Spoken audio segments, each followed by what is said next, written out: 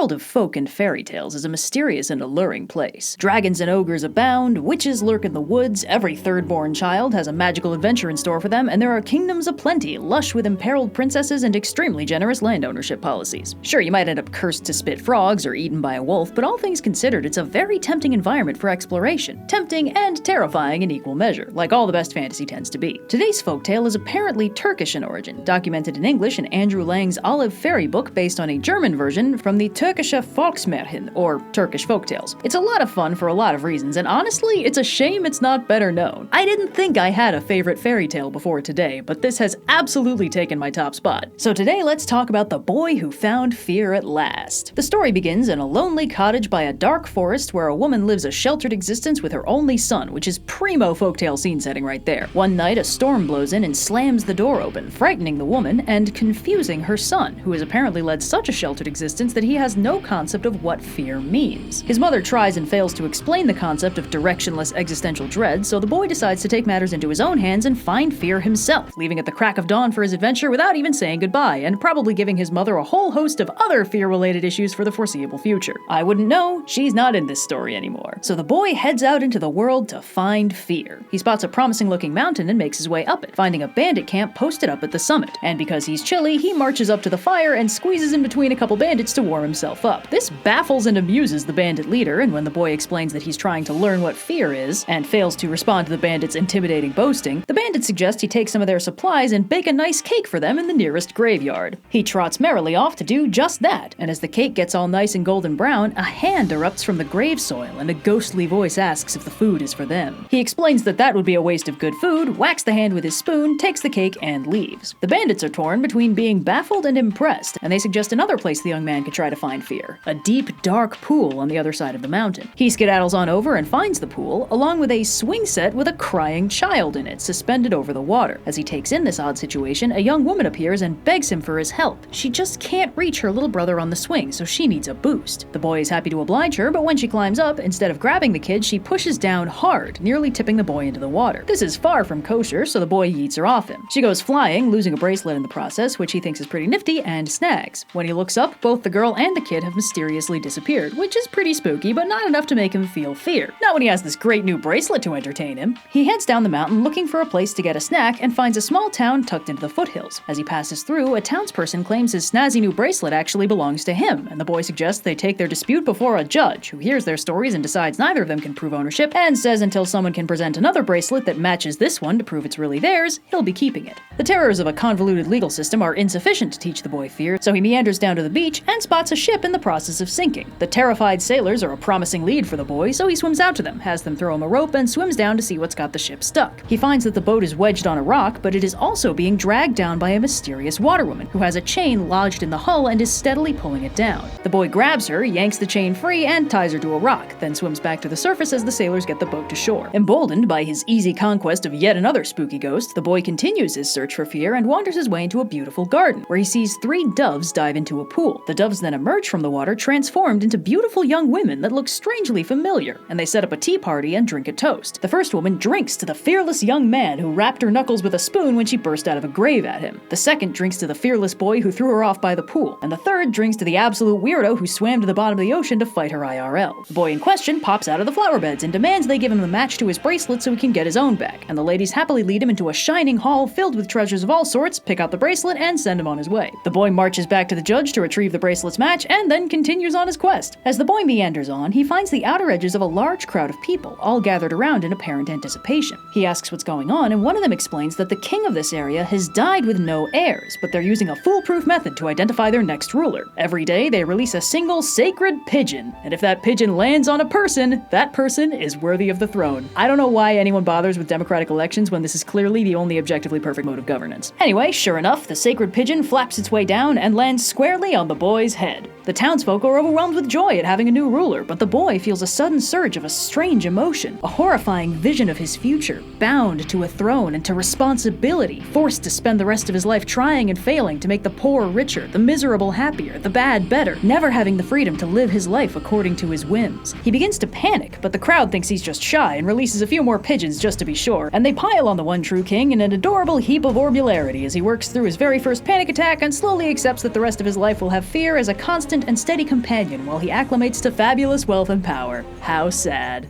I'm not scared, not at all. Why would a star ever be afraid of the dark? I'm not scared. I'm not scared, even from the start.